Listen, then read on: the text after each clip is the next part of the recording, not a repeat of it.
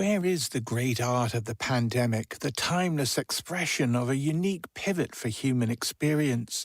Maybe those kind of eternal verities aren't the target of our guest this time, but accidents happen. New York-based musician Smoota to bands such as TV on the radio, but his solo work explores sexuality with wink-wink artwork, a spin-off fragrance, and music that riffs off the funky greats from Teddy Pendergrass to George Clinton. In these strange times, Smoota's been exploring human relations in the pandemic with a trilogy of singles: Catch It, The Coronavirus Boogie, Anti-Antibody, I Want Your Body, and What's Your Vaccination Situation? His pandemic threesome, if you will. And he definitely will. My name is Smoota. I live in New York City. I've got a solo career as a singer, songwriter, performer, and then I also have a big life as a trombone player, as a sideman. What's your vaccination situation?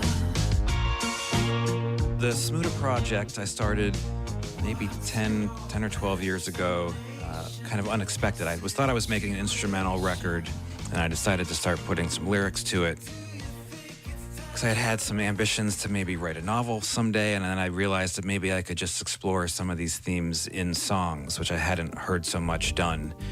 Kind of more provocative and dark and weird themes about relationships and the male sex drive and things like that. And so I made a pretty strange record using just an old 70s drum machine, an organ, bass, and myself, and trombone, because those are the only things I could play at the time adequately.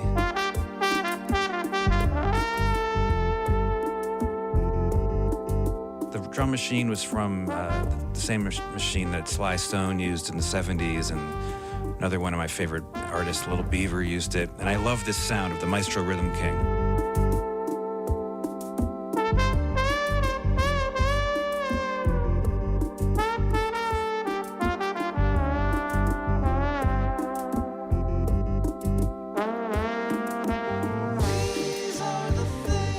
My favorite of all time is probably George Clinton and Parliament Funkadelic, and I've always loved how they've combined very serious themes with a lot of feeling of fun and silliness and weirdness.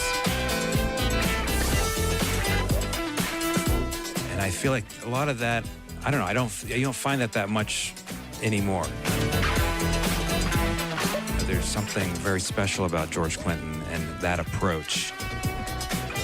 Smoota to me is a lot about combining, like, how far can you push the two things of something very serious and something very ridiculous and combine them.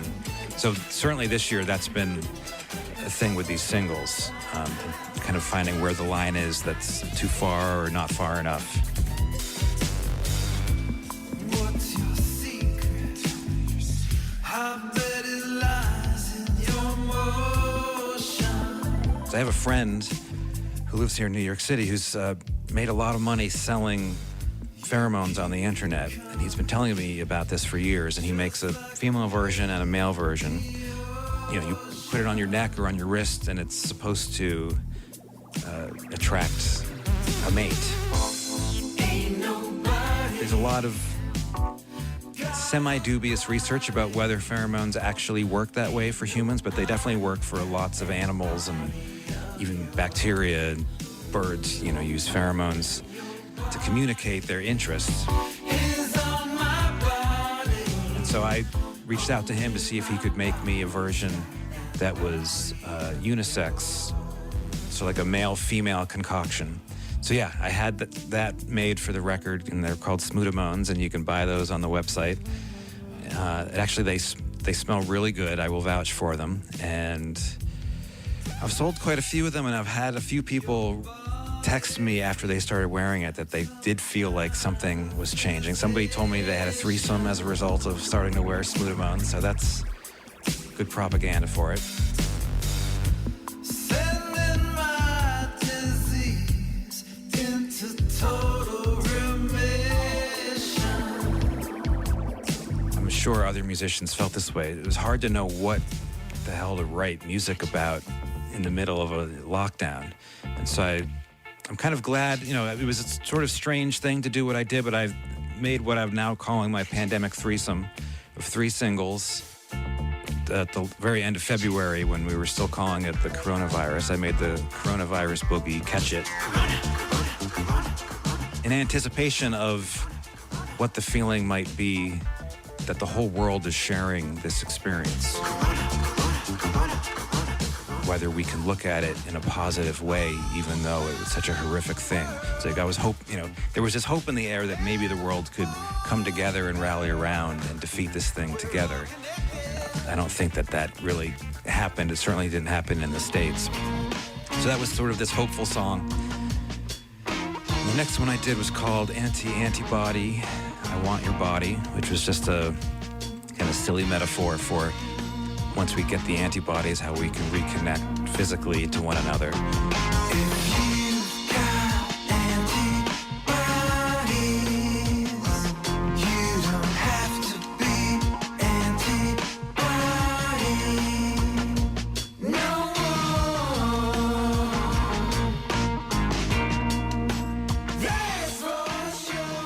One I just put out last week, What's Your Vaccination Situation? What's your vaccination situation? About kind of the hope of reconnecting once everybody's vaccinated. What's your vaccination situation? I often thought it's so funny when sex is portrayed in culture. It's either portrayed very, very seriously, like it's the most passionate thing that's ever happened, or it's played for laughs in comedies. And both of those things can be great. But I find, in real life, sexual relationships are often a combination of those things. I mean, often, after you sleep with somebody, the first thing you do is laugh about how ridiculous the whole thing was. And the best sex often has has that warm kind of humor to it and ability to laugh at yourselves. And so, yeah, I just thought it might be fun to explore that artistically, is to see what that combination is.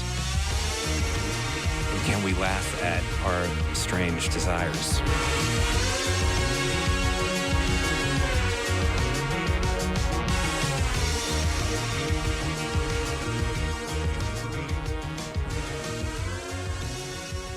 What's your vaccination situation there from Smoota, ending that report from Louis Scully, and smoota.com for all your Smoota needs.